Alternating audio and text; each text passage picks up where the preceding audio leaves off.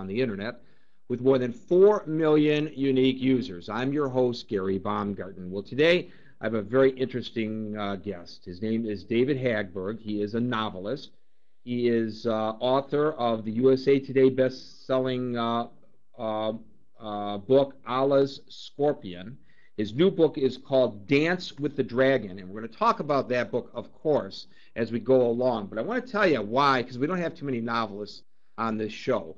We normally bring in people who are experts in various fields. Well, you know, sometimes the truth just can't be told in a nonfiction book. Sometimes one has to, in order to protect sources, in order to protect the innocent, in order to protect the guilty, I guess, even, put their thoughts down, their observations down in novels.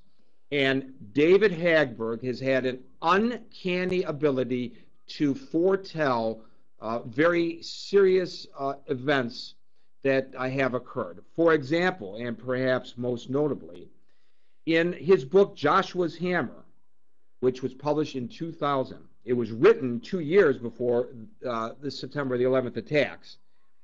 In that book, David Hagberg not only talked about a major attack on the United States, but he went so far as to feature Osama bin Laden as the main character.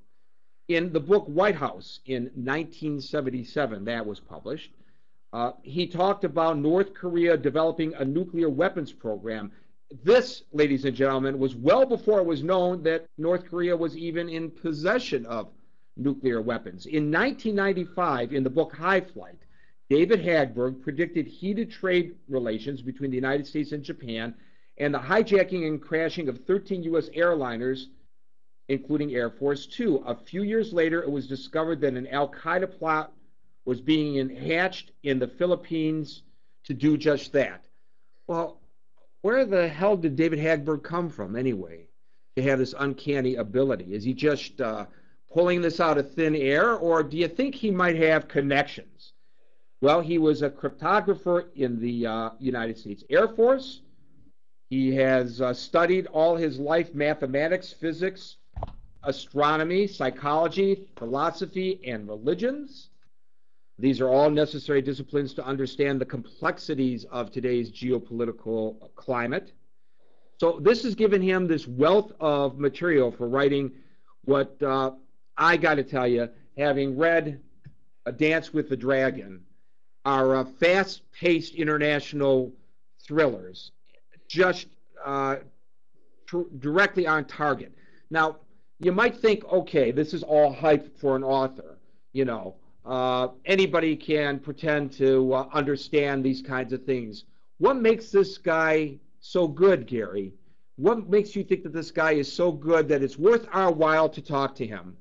Well, the CIA thinks he's worth talking to, and he has been invited on several occasions to address the CIA. He's published more than 20 novels, and he joins us here today to talk about all of this and his new book, Dance with the Dragon.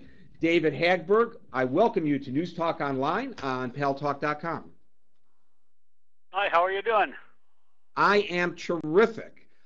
So, David, you know, I'm sure this is the first question that everybody asks you.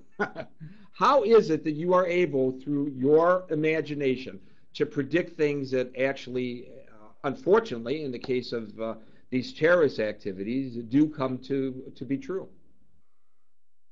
You know, I've been asked that. You're right. I've been asked that question a lot, and unfortunately, since I'm a novelist and I deal in hundreds of thousands of words at a time, I never have, you know, this easy, simple, knee-jerk answer. The fact of the matter is, my wife calls me an inverse politician. That means I know almost nothing about local political activities, but I've spent probably 40 years studying the world scene, what's happening. I've actually written 70 novels. I did a whole bunch of books on the Cold War, Russia, the evil empire, and stuff like that.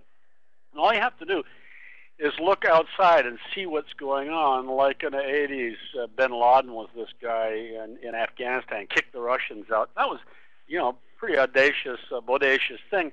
And when he got done with that, he stood up and issued a fatwa, even though he wasn't supposed to do that. He said it is the duty of every Muslim person to kill every Western male, female child, and if you die doing this, you're going to go right to paradise.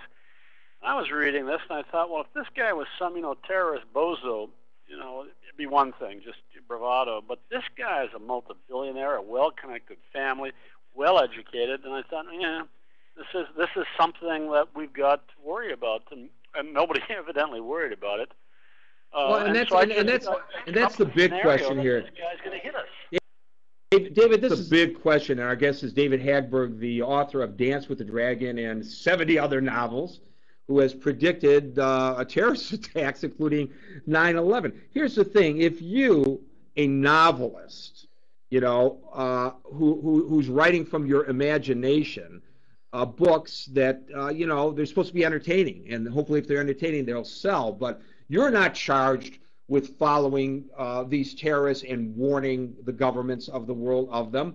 If you, as a simple novelist, recognize Osama bin Laden as the threat that he was prior to September the 11th, 2001, why the hell didn't the government, why didn't the President of the United States at the time, Bill Clinton, recognize that this guy was a formidable threat to the United States, and why didn't he do something about it? Well, I guess there's an easy answer and a tough answer. The government was aware of it. There's a guy by the name of Yosef Bodansky who wrote a book called Osama bin Laden, the man who declared war on the United States, and he went to Congress. He advised them that this stuff was coming down. They said, yeah, okay, thank you for your advice, and he wrote nonfiction. They didn't really pay much attention to him. There was a group of writers, Hollywood writers and the like, who did a thing at the Brookings Institution. I was supposed to be part of it. This was a couple of years ago, but things got in the way. What they were doing was they were meeting with some of our top policy planners, generals, and all that, and they were telling these guys that, hey, look, you're too worried about regulations. You're too worried about orders of battle and that, and whether your suit tie is snugged up. You need to think outside the box. Come on.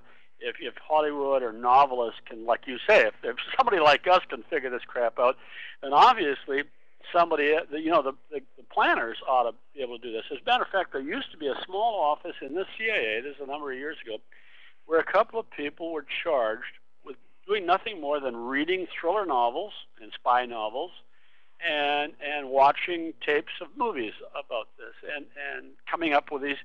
Okay, if these guys can come up with a strange idea, maybe we should be thinking about this. Well, they were axed with budgetary cuts, and I thought it's a little flaky listening to a novelist predict something, even though this stuff seems to come true. But there was a guy back. If I was living in the 20s and 30s, looking outward, I would have probably been talking about the coming World War II with Hitler and Japan. And there was a guy, a British guy named Hector Bywater. He was a journalist. He worked with Janes, and he knew all the military stuff. And he wrote a book in the 20s called The War in the Pacific, a novel, in which he had Japan attacking Midway and then the Philippines. He detailed how they would do it. And it was a logical way to do that. He didn't include Hawaii because Pearl hadn't been dredged. It wasn't deep enough for warships. And by God, and everybody said, baloney, you're just a flaky novelist. What are you talking about? Japan is our trading partner. Well, of course, the war came. And afterwards, I think it was the Japanese Naval War College was at Yokosuka. And we went there and took over, and we found a bunches of